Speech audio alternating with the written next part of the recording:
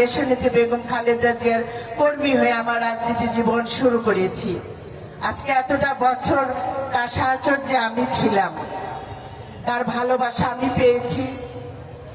আজকে এই মুহূর্তে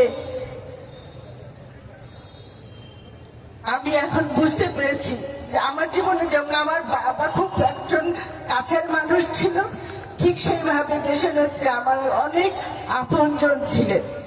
আজকে আমি আমার বাবাকে হারিয়ে যে শূন্যতা অনুভব করছি, ঠিক সেই শূন্যতার জন্য আমার খারাপ লাগছে। আসলে কি আমরা তাকে হারিয়ে ফেলবো না মহান আল্লাহ তাআলা আমাদের কাছে তাকে আবার ফিরিয়ে দিবেন।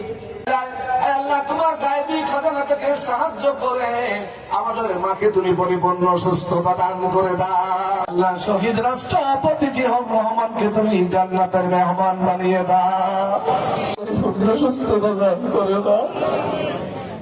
দেশের জন্য, দেশের মানুষের জন্য, স্বাধীনতা সার্বভৌমত্ব রক্ষার জন্য জালেমের সাথে আপোষ না করার কারণে ষড়যন্ত্রের শিকার হয়ে কারাবন্দী ছিল গো আল্লাহ। আমাদের মাকে দুঃখে দুঃখে অসুস্থ করে দেওয়া হয়েছে, চিকিৎসা দেওয়া হয় নাই। আজকে আমাদের মা এবার কেয়ার হসপিটালের মধ্যে জীবন মৃত্যুর সন্ধিক্ষণে রয়েছে গো আল্লাহ রব্বুল আলামিন।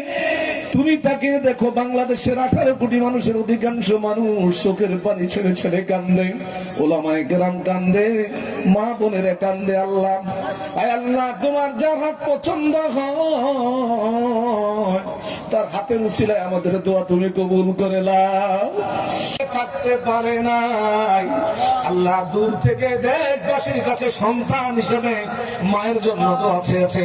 আমরা তার রুহানি সন্তান হিসেবে তোমার কাছে ক্ষমা চাই। মেহেরবানি করে আমাদের মাকে তুমি পরিপূর্ণ সুস্থ করে দাও রব্বুল আলামিন। আমাদের প্রিয় নেতা জনাব তারেক রহমানকে আল্লাহ সমস্ত বাধা বিপত্তি উপেক্ষা করে আল্লাহ এদেশে এসে বাবার মতো মায়ের মতো যেন দেশ এবং জাতির খেদমত করতে পারে সেই তৌফিক দান করে দাও রব্বুল আলামিন। মহান স্বাধীনতা যুদ্ধ থেকে শুরু করে এই পর্যন্ত গণতান্ত্রিক আন্দোলন করতে গিয়ে যারা জীবন দিয়েছে তাদের সকল